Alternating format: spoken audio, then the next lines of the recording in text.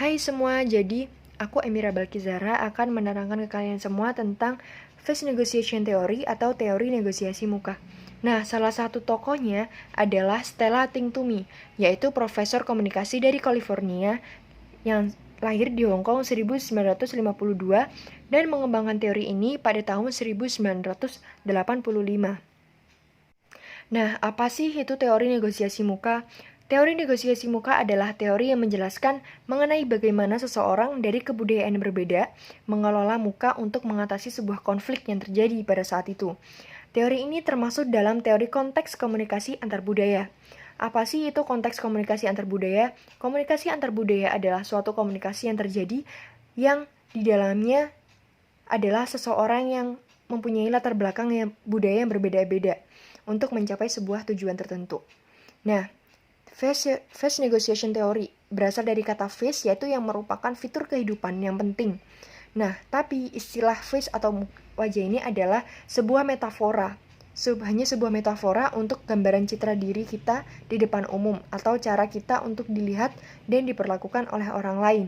Erving Goffman 1967 mengatakan bahwa wajah adalah gambaran diri yang orang diperlihatkan ketika berinteraksi dengan oleh orang lain. Nah, latar belakang dari face negotiation theory ini adalah teori ini muncul karena terbentuk dari beberapa komentar mengenai pemikiran bahwa dari berbagai budaya yang berbeda memiliki berbagai pikiran mengenai muka orang lain. Dari berbagai pemikiran tersebut timbullah konflik yang menyebabkan mereka melakukan penyelesaian sesuai budaya mereka masing-masing. Nah, next ada asumsi teori negosiasi muka. Yang pertama yaitu identitas diri adalah hal yang terpenting dalam interaksi interpersonal dan individu menegosiasikan identitas mereka secara berbeda dalam budaya yang berbeda pula. Jadi contohnya, kenapa identitas diri di asumsi ini adalah hal yang penting karena ketika kita berinteraksi kepada orang lain, kita berbicara kepada orang lain, yang dilihat pertama dari orang lain terhadap kita adalah identitas diri kita. Bagaimana kita melakukan feedback kepadanya itu adalah termasuk identitas kita, sebuah citra diri yang kita tampilkan saat kita berinteraksi dengan orang lain itu. Nah, yang kedua yaitu ada manajemen konflik didominasi oleh muka dan budaya.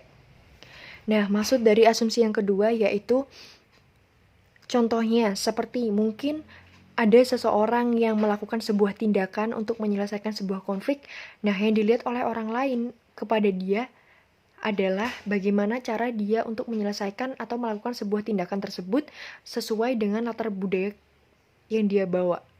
Karena kebudayaan seseorang berbeda-beda, jadi pasti ada citra diri seseorang yang muncul pada saat dia melakukan manajemen konflik tersebut.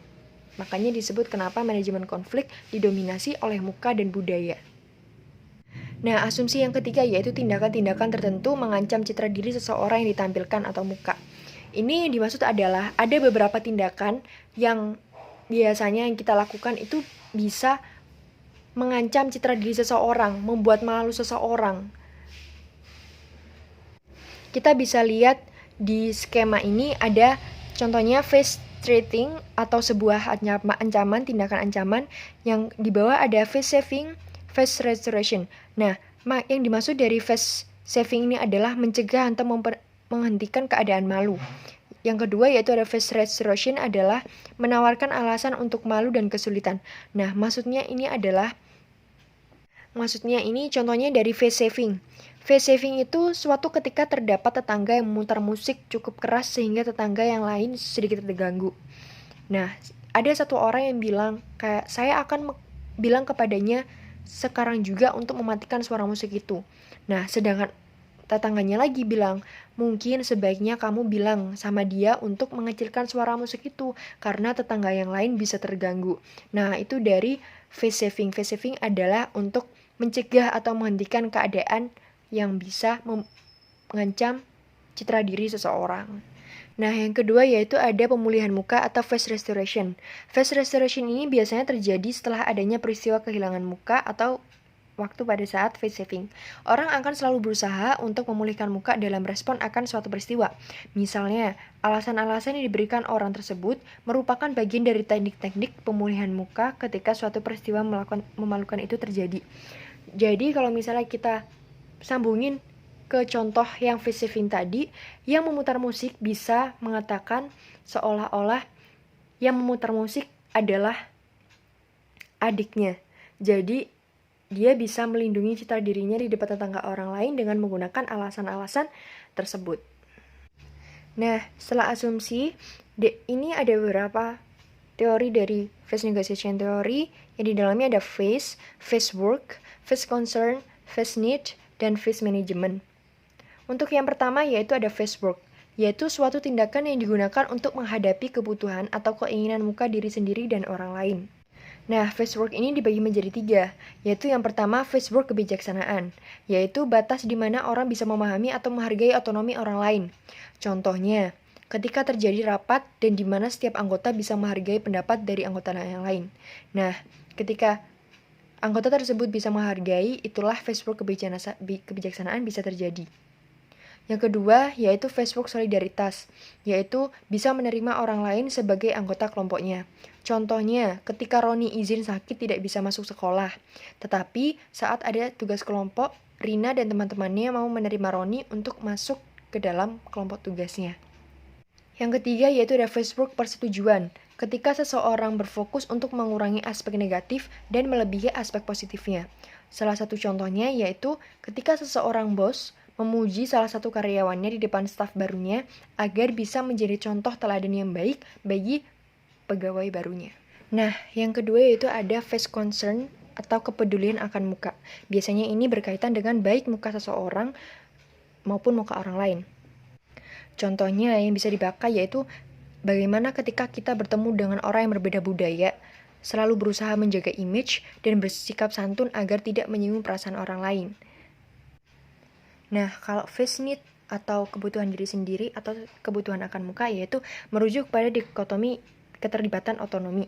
Yaitu contohnya nih, semisal sebagian budaya yang tidak suka tergantung kepada orang atau budaya lain sehingga penampilan atau muka yang tampak bersifat cuek atau tidak peduli dengan orang lain.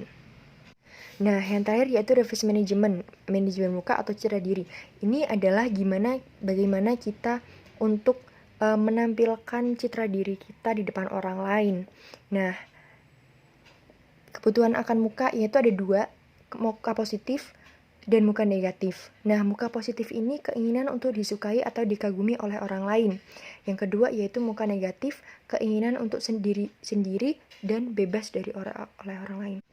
Contoh dari wajah positif atau muka positif ini adalah Vina akan dikenalkan pada Tommy, yang dimana Tommy ini adalah teman barunya yang ia kenal dari sosmed. Nah, Vina ini bertemu dengannya ketika di sebuah kafe dan Vina ini berlaku sangat ramah, murah senyum kepada Tommy agar bisa menciptakan kesan pertama yang baik. Itu dari wajah yang positif. Yang kedua yaitu wajah negatif, yaitu ketika Rino lebih memilih belajar sendiri daripada belajar kelompok dengan teman-temannya. Nah, kalau yang wajah negatif ini dia cenderung untuk menjauhi interaksi sosial yang berada kayak di kerumunan atau banyak orang. Dia lebih suka atau lebih menyukai kesendirian dan terbebas dari orang lain. Nah, selanjutnya yaitu ada konsep teori negosiasi muka. Kita bisa lihat di skema ini yaitu ada tipe kebudayaan, tipe manajemen konflik, dan tipe manajemen muka. Maksud dari skema ini adalah ketika tipe kebudayaan tiap seseorang berbeda menghadapi sebuah konflik, itu akan mempengaruhi citra dirinya. Maksudnya, bagaimana ia menyikapi konflik tersebut dengan pengelolaan mukanya tergantung latar belakang kebudayaannya. Jadi, ketika seseorang menghadapi sebuah konflik, ia akan menghadapinya sesuai latar kebudayaannya masing-masing. Nah, selanjutnya tadi di awal face negotiation theory adalah merupakan konteks komunikasi antar budaya. Nah, budaya digolongkan menjadi 2, yaitu ada individualistik dan kolektivistik. Nah, ini adalah gambar contoh ranking negara berbudaya individualistik dan kolektivistik. Nah, untuk yang pertama yaitu ada budaya individualistik. Individualistik contohnya salah satu ciri warga negaranya adalah nilai budaya menekankan individu dibanding kelompok. Yang kedua, individualisme adalah identitas aku. Yang ketiga, individualisme menekankan inisiatif individual, kemandirian, ekspresif individual, dan ekspresi. Nah, ini maksudnya adalah Biasanya orang-orang yang berwarga negara dengan budaya ini adalah mereka cenderung lebih disiplin, lebih mandiri, dan lebih apa-apa itu inisiatif sendiri. Yang keempat yaitu ada orang-orang yang bersifat individualistik, biasanya tidak berbelit ketika berinteraksi atau langsung to the point. Nah, ini biasanya adalah salah satu contoh karakteristik orang dari budaya individualistik yang ketika berbicara kepada orang lain itu cenderung tidak menyukai basa-basi atau langsung to the point. Yang terakhir yaitu ada contoh negara yang memiliki masyarakat bersifat individual adalah Amerika, Inggris, Kanada, Belanda, dan Selandia Baru. Selanjutnya yaitu ada budaya kolektivistik. Ciri-cirinya adalah yang pertama, nilai budaya menekankan kelompok dibanding individu. Ini maksudnya adalah warga negara yang tinggal di negara yang berbudaya kolektivistik ini, mereka cenderung memprioritaskan kelompok daripada individu. Yang kedua yaitu kolektivisme adalah identitas kita. Yang ketiga, budaya kolektivisme menganggap penting arti kerjasama dan memandang diri mereka bagian dari kelompok.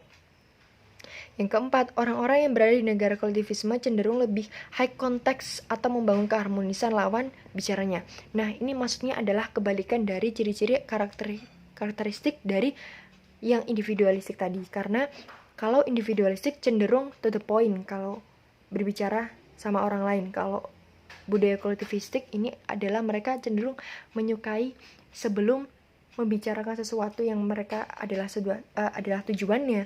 Mereka pertamanya akan membangun keharmonisan. Mungkin contohnya menanyakan kabar, menanyakan kegiatannya, perkembangan kegiatannya. Setelah itu mereka baru menanyakan poin mereka. Nah, contoh beberapa negara yang diantaranya yaitu ada Indonesia, Kolombia, Venezuela, Panama, Meksiko, Ekuador, dan Guatemala.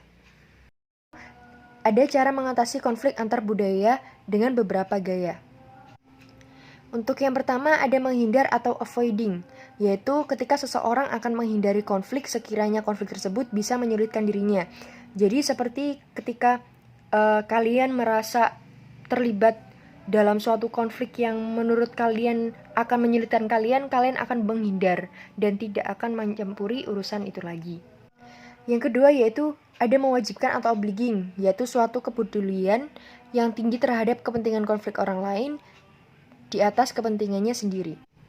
Nah, mungkin salah satu contohnya adalah ketika perhatian pada orang atau kelompok lain tinggi mengakibatkan seseorang merasa puas karena keinginannya dipenuhi oleh pihak lain, walaupun salah satu pihak harus mengorbankan sesuatu yang penting bagi dirinya. Nah, mungkin ini bisa terjadi di dalam suatu permusyawarah atau rapat ketika dia ingin suatu pendapatnya itu bisa terpenuhi dan akhirnya dipenuhi oleh orang lain, dan akhirnya orang lain tersebut merasa bisa membantu orang lain untuk mewujudkan pendapatnya. Yang ketiga yaitu ada mendominasi atau dominating, ketika seseorang mempertahankan pendapat atau kepentingan pribadi dan menggunakannya untuk menentukan suatu keputusan. Nah, ini kebalikan dari obliging atau mewajibkan tadi. Di sini dia lebih mementingkan dirinya untuk mencapai suatu tujuan tertentu. Yang keempat yaitu terdapat berkompromi atau compromising, yaitu pendekatan kedua belah pihak untuk mencapai kesepakatan di tengah. Nah, teknik kompromi ini dapat menjadi pilihan bila suatu metodenya gagal dan kedua pihak mencari jalan tengah untuk bisa diselesaikan secara bersama-sama. Yang keempat yaitu ada berintegrasi atau integrating, yaitu saling bertukar informasi yang akurat untuk memecahkan masalah bersama. Yaitu maksudnya adalah menyelesaikan sebuah konflik dengan cara mendorong munculnya kreativitas yang bersangkutan.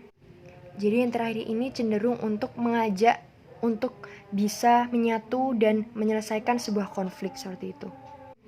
Nah, setelah ada 4 cara mengatasi konflik antar budaya tadi, yaitu biasanya seseorang yang tipe budayanya high culture, biasanya mereka akan mengintegrasi dan mendominasi. Sedangkan seseorang yang low culture, itu biasanya mereka akan mewajibkan, menghindar, dan berkompromi untuk menyelesaikan sebuah konflik antar budaya. Halo semuanya, di sini dengan aku Illa Kurniamayasari dan Rahadini Prasanti akan menjelaskan tentang retorik teori atau yang bisa disebut dengan kemampuan berbicara. Komunikasi publik atau retorika merupakan kemampuan yang dimiliki oleh pembicara untuk mempengaruhi khalayak atau masyarakat luas. Titik tolak retorika adalah berbicara yang menjadi salah satu kemampuan khusus manusia. Artinya, semua manusia pasti memiliki kemampuan berbicara secara publik atau yang biasa dikenal dengan komunikasi publik, entah itu dalam bentuk bahasa isyarat maupun bahasa lisan, seperti pidato. Tujuan dari komunikasi publik atau retorika ialah yang pertama, memberi informasi kepada khalayak umum seperti pidato, dan yang kedua, untuk menghibur para audiens agar tidak cepat bosan, dan yang terakhir, membujuk atau persuasi audiens. Sejarah retorika. Ilmu retorika pada awalnya dikembangkan di Yunani pada abad ke-5 sebelum Masehi yang berkaitan dengan ilmu tentang seni berbicara atau teknik retorik. Aristoteles merupakan orang pertama yang memberikan kontribusi terhadap komunikasi publik, khususnya retorika. Bagi Aristoteles, retorika merupakan the art of persuasion. Pada awalnya merupakan seni manipulatif atau teknik persuasi politik yang bersifat transaksional dengan menggunakan lambang untuk mengidentifikasi pembicara dengan mendengar melalui pidato. Dalam teori retorika terdapat dua asumsi. Yang pertama, public speaker atau pembicara yang efektif perlu mempertimbangkan khalayak mereka seperti dalam konsep analisis khalayak atau audience analis yang mengharuskan sang pembicara untuk menyesuaikan diri kepada para audiens. Dan yang kedua yaitu public speaker atau pembicara yang efektif menggunakan sejumlah bukti-bukti dalam presentasinya seperti dalam konsep etos, patos maupun logos. Elemen-elemen pokok retorika tersebut saling berhubungan antara satu dengan yang lain. Di sini ada message atau logos, setelah itu ada komunikator atau etos, dan yang terakhir ada audiens atau patos. Etos merupakan karakter, inteligensi, serta niat baik yang dimiliki pembicaranya. Bagaimana pembicara menyampaikan informasi kepada para audiensnya. Hal ini bisa dipelajari dan dibiasakan. Logos adalah penggunaan argumen, rasionalisasi, dan wacana yang digunakan oleh pembicara kepada audiensnya. Dalam menyampaikan sebuah informasi, pembicara wajib untuk berargumen terhadap informasi tersebut. Yang terakhir adalah patos. Patos adalah emosi yang ditimbulkan pada khalayak setelah mendengarkan retorika tersebut. Jadi, dampak apa yang ditimbulkan oleh audiens setelah mendengarkan informasi atau retorika yang disampaikan oleh pembicara tersebut merupakan suatu argumen yang terdiri dari dua premis, yaitu premis umum atau premis mayor dan premis khusus atau premis minor. Dari kedua premis tersebut akan menghasilkan satu kesimpulan. Mengapa silogisme ini berperan penting dalam retorika? Karena logos merupakan salah satu bukti dari teori ini. Pembicara yang mempertimbangkan bukti logos juga harus mempertimbangkan silogisme. Karena logos dan silogisme ini saling berkaitan satu sama lain. Contoh kasus dari teori silogisme adalah yang pertama, semua makhluk mempunyai mata. Ini merupakan pernyataan umum atau premis mayor. Yang kedua, Aceng adalah seorang makhluk. Ini merupakan premis khusus atau premis minor. Dari kedua pernyataan tersebut akan dihasilkan kesimpulan, yaitu maka Aceng mempunyai mata. Kanon retorika. Terdapat 5 hal yang diperlukan dalam berpidato supaya lebih efektif. Yang pertama, ada penemuan atau invention. merupakan penalaran serta argumen dalam pidato yang disampaikan oleh pembicara terhadap audiensnya. Dalam berpidato harus ada topik yang disesuaikan, supaya dalam melakukan pidato tidak melenceng kemana-mana. Civic space atau ruang sipil. Adanya ruang yang menghubungkan pembicara dan audiens. Yang kedua adalah pengaturan atau arrangement. Ini merupakan kemampuan pembicara untuk mengkoordinasikan pidatonya kepada audiens. Struktur pidato terdiri dari 3. Yang pertama ada pengantar, yang kedua ada batang tubuh atau isi, dan yang ketiga adalah kesimpulan dari pidato tersebut. Yang ketiga adalah style atau gaya. Merupakan penggunaan bahasa untuk menyampaikan ide atau informasi dalam cara tertentu yang disampaikan oleh pembicara kepada audiens. Style ini berbeda-beda caranya tergantung pembicaranya ya. Jadi kayak kita nggak bisa menyamakan style pembicara itu sama, karena semua pembicara itu mempunyai style yang berbeda tergantung cara tertentu mereka. Yang keempat adalah penyampaian atau delivery. Merupakan presentasi nonverbal dari ide-ide atau informasi yang dimiliki pembicara. Bisa berupa gerakan, bahasa tubuh, ekspresi wajah, ataupun kontak mata. Yang terakhir adalah ingatan atau memori. Merupakan bagaimana pembicara menyimpan informasi tersebut dalam pikirannya. Jadi, dalam menyampaikan sebuah informasi, pembicara itu harus paham betul informasi yang disampaikan. Jadi, nggak bisa kayak tiba-tiba menyampaikan tanpa nggak paham atas informasinya tersebut. Ada 3 jenis retorika. Yang pertama, forensik. Yang kedua, epideitik. Yang ketiga, deliberatif. Forensik merupakan retorika yang berkaitan dengan pengadilan.